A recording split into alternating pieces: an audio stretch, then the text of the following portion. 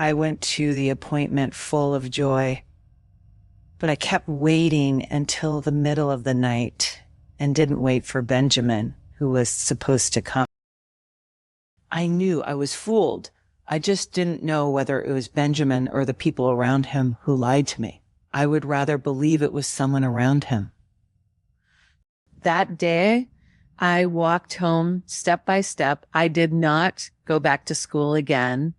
I told my mother that my classmates in school were too rich. And as a middle-class family, there was still a big gap between us despite my efforts. I was unhappy and forced my mother to transfer me to another school. And at that time, my father's business happened to fail. So my mother quickly helped me transfer to another school. Later, I changed schools, changed my name, and had plastic surgery. Basically, I went to university smoothly, but I just couldn't forget Benjamin. It was not exaggerated to say that since I became beautiful, many people pursued me too, but none of them was Benjamin. Maybe it was because of destiny. When I graduated from university and looked for a job, I saw Benjamin recruiting a secretary during my first recruitment information search. Well, it wasn't arranged by destiny. I had been paying attention to him instead. I knew his father was very powerful, and so was Benjamin now. But he now, and in the news, was completely different from what I remember. In all kinds of gossip, he had become the scandal boyfriend of the young ladies, which was basically the dream of millions of girls. I slightly wanted to know what was wrong with him. So when I learned that he was going to recruit a secretary, I went to an acquaintance who was working as an HR personnel in his company. Then I successfully entered the final interview and finally came to Benjamin to lurk around as I wished. To be honest, I was expecting him to recognize me on the first day of work, but he didn't. I guess there was no Juliette, no Matilda in his memory at all. This was good. It would be easier for me to just lurk in this way. Hearing the news was one thing, but I felt heartbroken when I really watched Benjamin keep having heartless relationships. In my memory, he was so cheerful and warm, but now his eyes and heart were empty. I didn't know what actually happened to him. But it was a good thing for me. If the perfect Benjamin in the past could only make me feel helpless while admiring, I would finally have the chance to have this heartless, empty shell.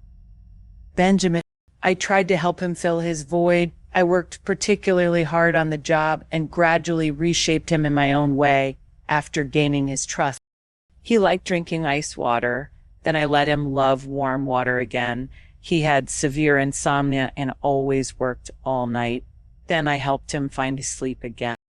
He numbed himself by playing among ladies. Then I wanted to remind him over and over again that those women only loved his money. I was not good toward his previous girlfriends, and I always used simple and crude monetary relationships to really define their feelings for Benjamin. Gradually, my reputation as Marguerite Lee Hand became famous. It was okay for me. Even if people all around the world hated me, it would be enough if Benjamin liked me one day.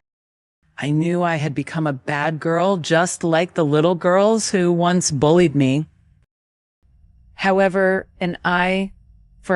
bad people wouldn't get their way. I didn't get love, and I didn't fill his void. Because I found that the void in his heart was from Closetta. Closetta was also one of our classmates at that time. She used to be a school belle, but now even the most famous artist would be jealous of her as the top rich and pretty woman. I felt like I was lost completely, but I always hoped that at least one of us could be happy in love. It was enough for Benjamin to be happy. I thought hard and finally found an idea that he could stimulate and re-pursue the proud Closetta through a fake relationship. After thinking for a while, I realized that the sacrifice of this fake love was none other than me. First, no one was more dedicated than me. Second, no one was easier to be sent off than me. Third, I really wanted to get closer to Benjamin. Even if it was a fake relationship, it would be enough to comfort me for the rest of my life. So I told Benjamin that if he gave me the money, I could help him re-pursue Closetta. Although I felt heartbroken, I told myself it would be a triple win if I succeeded. Benjamin got love, and I got money and the experience of dating Benjamin, even though it was just pretending. The poor didn't need love, and it was enough for the poor to have an experience. But I still cried when I realized that my plan had really succeeded. At first, I thought I would lose Benjamin for real this time, but I thought again that I never really had Benjamin. So how can I lose him? I cried even harder. While crying, I remembered one of the young ladies he dated crying to me and saying, "I want him who didn't want Benjamin, but we weren't worthy of him. The only good news was I was a rich woman from now on." I knew from the start that Juliette and Matilda were the same people, for I would always do a really thorough background check on everyone who worked with me. I left her out because I felt that what happened to her had some relation to my inaction then.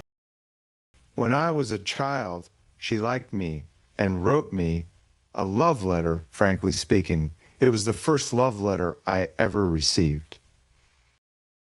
But Harvey took it and read it to the world before I could read it. I didn't stop him because I saw that it was Closetta who instructed Harvey to do it. At that time, we just entered grade 7. I really liked Closette, and she loved causing trouble, so I just let her do what she liked. I thought by doing that and seeing her smile was the kind of love I had for her, but a young boy then had never thought what Matilda would feel when she was tricked like that. I even forgot Matilda completely until Juliette, which was Matilda's alias, came to apply to be my secretary.